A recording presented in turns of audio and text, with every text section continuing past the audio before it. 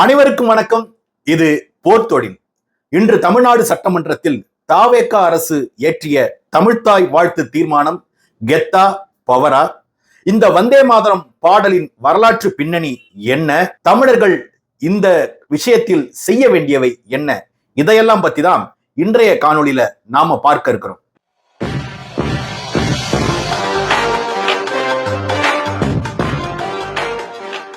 சமீபத்துல மோடி தலைமையிலான பாஜக அரசு மிக முக்கியமான ஒரு திருத்தத்தை கொண்டு வராங்க. அதன்படி ஒவ்வொரு அரசு நிகழ்ச்சிகள்லையும் முதலாவதாக ஜனகணமன பாடணும், இரண்டாவதாக வந்தே மாதரம் பாடணும், மூன்றாவதாக அந்தந்த மாநிலங்களுக்கு உரிய அந்தந்த மாநில பாடல்கள் இசைத்துக் கொள்ளலாம்ங்கிற ஒரு திருத்தத்தை கொண்டு வந்தாங்க.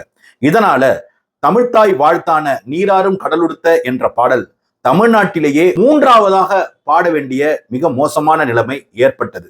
குறிப்பாக அந்த பாடலை இயற்றிய மனோன்மணியம் சுந்தரனார் பிள்ளை பேர்ல அமைக்கப்பட்ட பல்கலைக்கழகத்துல நடைபெற்ற நிகழ்ச்சியில கூட அந்த பாடல் மூன்றாவதாக பாடப்படுவதை எதிர்த்து அரசை சேர்ந்த அமைச்சர்கள் கலந்துகல. இது போன்ற ஒரு நெருக்கடியான சூழல் தமிழ்நாட்டில் மட்டுமல்ல இந்தியா முழுக்க நிலவி கொண்டிருக்கிறது. சரி, எப்போதும் மரபா இருக்கிறது என்ன? முதல்ல தமிழ்த்தாய் வாழ்த்து பாடப்படும். அந்த நிகழ்ச்சி முடிஞ்ச உடனே தேசிய கீதம் பாடப்படும். இதுதான் இத்தனை காலமா நாம் கடைபிடித்து வந்த மரபு ரீதியான பழக்க வழக்கம். ஆனா இந்த பழக்க வழக்கத்தை மாற்றி புதிதாக மோடி அரசு வந்தே மாதரம் என்ற பாடலை இதுல திணிச்சிருக்கிறாங்க. இந்த வந்தே மாதரம் என்ற பாடலை பற்றி நாம் சில விஷயங்களை தெரிஞ்சுக்கலாம். இந்த வந்தே மாதரம் என்ற பாடல்ங்கிறது 1885 வங்காள மொழி அறிஞர் பக்கிம் சந்திர சட்டர்ஜி என்பவர் ஆனந்த மடம் என்ற ஒரு நாவலை எழுதுறாரு. அந்த நாவல்ல இடம்பெற்ற பாடல் தான் இந்த வந்தே மாதரம். இந்த நாவல் எதை பத்தி பேசுதுன்னா, 1770 வங்காளத்துல மிகப்பெரிய பஞ்சம். அந்த பஞ்சம் எதனால ஏற்படுதுன்னா, கிழக்கிந்திய கம்பெனி 30% நிலவரிய உயர்த்துறாங்க. அப்ப கிழக்கிந்திய கம்பெனியின் கைப்பாவையாக அப்போது வங்காளத்தை ஆட்சி செய்து வருகிற முகமது நாசிம் உத்தல்லா என்கின்ற ஒரு இஸ்லாமிய மன்னர் கிழக்கிந்திய கம்பெனி கொண்டு வந்த இந்த 30% நிலவரிய மக்கள் மீது சுமத்துறார். அதோட மட்டும் இல்லாம வங்காளம் முழுக்க இருக்கின்ற பெரு வணிகர்கள், பணக்காரர்கள் அவர்கள் தானியங்களை பதுக்கி வைத்ததன் காரணமாக வங்காளத்துல மிகப்பெரிய பஞ்சம் ஏற்படுது. இந்த பஞ்சத்துல லட்சக்கணக்கான மக்கள் செத்து போறாங்க. இந்த பஞ்சத்திலிருந்து மக்களை காப்பாற்றுவதற்காக இந்து மத சன்னியாசிகளும் முஸ்லிம் மத பக்கீர்கள் என்று சொல்லக்கூடிய துறவிகளும் 2 பேரும் இணைந்து பொதுமக்களுக்கு தேவையான உணவு தானியங்களை பதுக்கி வைத்திருக்கிற மிகப்பெரிய பணக்காரர்கள்ட்ட கொள்ளையடித்து அதை பொதுமக்கள்கிட்ட கொடுக்குறாங்க. இந்த கழகத்தின் பெயர் சன்னியாசி பக்கீர் கழகம் என்று வரலாற்றில் அழைக்கப்படுது. இந்த கழகத்தை அடிப்படையாக வைத்துதான் வங்காள மொழி அறிஞர் பக்கிம் சந்திர சட்டர்ஜி 1885 ஆனந்த மடம் என்கிற ஒரு நாவலை எழுதுறாரு. அந்த ஆனந்த மடம் நாவல்ல வர்றதுதான் இந்த வந்தே மாதரம் என்ற இந்த பாடல். இந்த வந்தே மாதரம் என்கிற பாடல் வங்காளத்தாயை பற்றி புகழக்கூடிய ஒரு பாடலாக அமைந்திருக்கிறது. மேலும் இந்த ஆனந்த மடம் நாவலை பற்றியே சர்ச்சைக்குரிய பல விஷயங்கள் அந்த காலத்திலிருந்து இந்த காலம் வரை பேசப்பட்டிருக்கின்றன. குறிப்பாக சன்னியாசிகளும் முஸ்லிம் பக்கீர்களும் சேர்ந்து நடத்திய இந்த கழகத்தை சன்னியாசிகள், இந்து மத சன்னியாசிகள் முஸ்லிம்களுக்கு எதிராக செய்த கழகமாக ஆனந்த மடம் நாவல் காட்னிச்சுங்கிற ஒரு குற்றச்சாட்டு எப்போதும் வரலாற்றுல இருந்து கொண்டு வருகிறது. இந்திய நாட்டின் விடுதலைக்கு முன்பாக நடந்த காங்கிரஸ் மாநாடுகள்ல பாடுவதற்கு ஒரு தேசிய பாடல் தேவைப்பட்டது. அப்போது வங்காளத்தாயை பற்றி புகழ்ந்து எழுதப்பட்ட இந்த பக்கிம் சந்திர சட்டர்ஜி எழுதிய இந்த வந்தே மாதரத்தின் முதல் 2 பத்திகள் பயன்படுத்தி கொள்ளப்பட்டன. 1937 ஆண்டு காங்கிரஸ் மாநாட்டில் நேதாஜி சுபாஷ் சந்திர போஸ், ஜவஹர்லால் நேரு, மௌலானா அப்துல் கலாம் ஆசாத் இந்த 3 பேரும் சேர்ந்துதான் இந்த வந்தே மாதரம் என்கின்ற இந்த பாடல்ல இருந்து முதல் 2 பத்திகளை மட்டும் தேசிய பாடலா பயன்படுத்திக்கலான்னு அவங்க பரிந்துரை செஞ்சாங்க. அதிலிருந்து காங்கிரஸ் மாநாடுகள்ல இந்த முதல் 2 பத்திகள், வந்தே மாதரம் பாடலோட முதல் 2 பத்திகள் மட்டும் தேசிய பாடலா பயன்படுத்தப்பட்டு வந்தது. இந்திய நாட்டின் விடுதலைக்கு பிறகாக அரசமைப்பு அவையில இந்திய நாட்டின் பாடலாக, தேசிய கீதமாக எந்த பாடல் அங்கீகரிக்கப்படணும் என்பதான ஒரு விவாதம் நடந்தது. அதுல 3 பாடல்கள் எடுத்துக்கொள்ளப்பட்டன. முதல்ல கவிஞர் இக்பால் எழுதிய சாரே ஜகாத்தி ஹச்சா என்ற ஒரு பாடல்.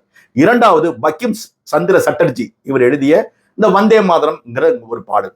மூன்றாவதாக ரவீந்திரநாத் தாகூர் எழுதிய ஜனகண மன என்ற பாடல். அந்த பாடல் தான் இப்ப நம் நாட்டின் தேசிய கீதமா இருக்குது.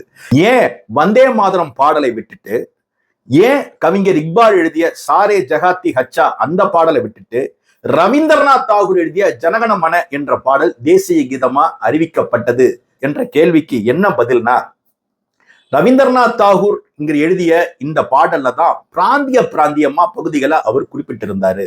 இந்த வந்தே மாதரம்ங்கிற பாடல் முழுக்க முழுக்க வங்காள தாயை, வங்காள தேசத்தை புகழக்கூடிய ஒரு பாடலாக திகழ்ந்தது. இந்த கவிஞர் இக்பால் எழுதிய சாரே ஜகாத்தி ஹச்சா என்கிற இந்த பாடல் எழுதியவர் ஒரு இஸ்லாமியர் என்ற காரணத்தினால இந்த முதல் 2 பாடல்களை நீக்கிட்டு ரவீந்திரநாத் தாகூர் எழுதிய ஜனகண மன என்ற பாடல் தேசிய கீதமா அறிவிக்கப்பட்டது. 1971ஆம் ஆண்டுல தேசிய கீதம் மற்றும் தேசிய சின்னங்களை அவமதித்தால் தண்டனைக்குரிய குற்றமாக அறிவிக்கப்பட்டது. 3 ஆண்டுகளுக்கு தண்டனைக்குரிய குற்றமாக அறிவிக்கப்பட்டது. அந்த பட்டியல்ல இந்த வந்தே மாதரம் பாடல்ங்கிறது கிடையாது. இப்ப பதவி ஏற்றிருக்கிற மோடி தலைமையிலான அரசு இந்த வந்தே மாதரம் பாடலை ஒரு உள்நோக்கத்தோட, அதாவது இஸ்லாமியர்களுக்கு எதிராக எழுதப்பட்ட, புதினமாக கருதப்பட்ட ஆனந்த மடம் என்ற நாவலில் இருந்து எடுக்கப்பட்ட இந்த வந்தே மாதரம் என்ற பாடலை தேசிய கீதத்திற்கும் அந்தந்த மொழி பாடல்களுக்கும் நடுவுல இசைக்க வேண்டும் என்கின்ற ஒரு சட்ட திருத்தத்தை மோடி தலைமையிலான அரசு மாநிலங்களவையில சமர்ப்பிக்கிறாங்க. அதன் அடிப்படையில் அரசாணை பிறப்பிக்கப்பட்டு ஒவ்வொரு மாநிலத்திலையும் இந்த பாடல் அந்தந்த மாநில பாடலுக்கு முந்தைய பாடலாக இசைக்கக்கூடிய மிகப்பெரிய ஒரு துயரம் நடந்துருச்சு.